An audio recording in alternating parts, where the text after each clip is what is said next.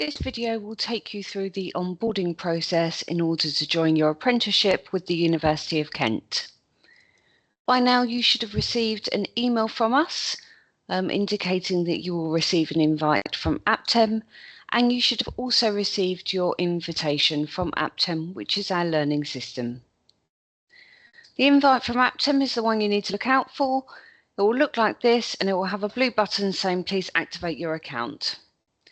Once you click on that, it will invite you to select a password and an electronic signature, and it will take you to the introduction page. The onboarding wizard will collect all the information we need to assess your eligibility for the apprenticeship.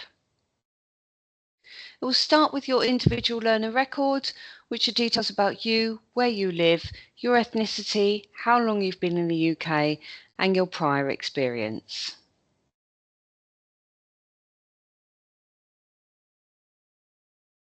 You will need to also fill out your employment status. In order to be eligible for an apprenticeship, you do need to be in paid employment. If you are starting your employment at the same day you're starting the apprenticeship, at the start of the course, then select in paid employment and put your start date with the employer as the date the course is starting. Similarly, if you're on unemployment benefits or any other benefits now, but will not be when you start the programme, please select none. So all of this information you need to reflect what your situation will be at the start of the apprenticeship, not necessarily now. We ask for your next of kin and some details for eligibility, so whether you're employed primarily in England. You do need to be employed for a minimum of 50% of the time in England in order to be eligible for funding. You also need to have been resident in the UK for the past 3 years and have right to work in the UK. We do ask for evidence of right to work. That could be a passport. It could also be a copy of the share code alongside your passport to prove that you've got right to work in the UK. So if you can upload those there by clicking the Add Evidence button. We then need to know who you're going to be employed with. So if you can pop the details in there, if you know your line manager and their email address, that's brilliant. If you could pop those in as well, it will save you time later on. So the rest are just boxes that you'll need to fill out. They're fairly self-explanatory.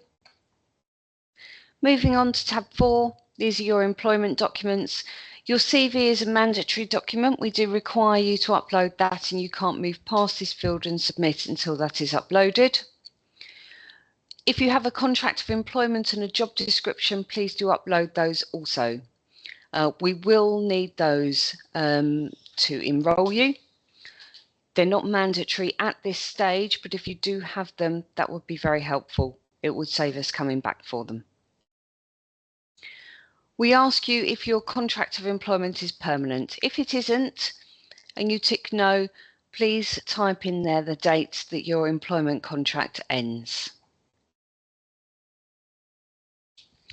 Maths and English at level 2 are a mandatory element for the apprenticeship provision.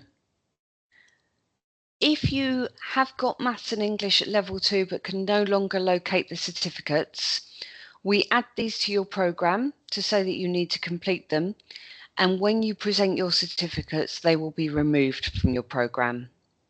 If you have your certificates, there'll be an option to upload those. If you don't have them, we will fund you to complete your Maths and English at level 2. So this screen here is just so that you can check by this link whether the qualifications you've got are equivalent to level 2. It just gives you a little further information. This screen 6, is where you have the opportunity to upload your Maths and English certificates. The PLR is a personal learner record. If you are lucky enough to be under the age of 30, then this information should automatically populate for you after you've submitted.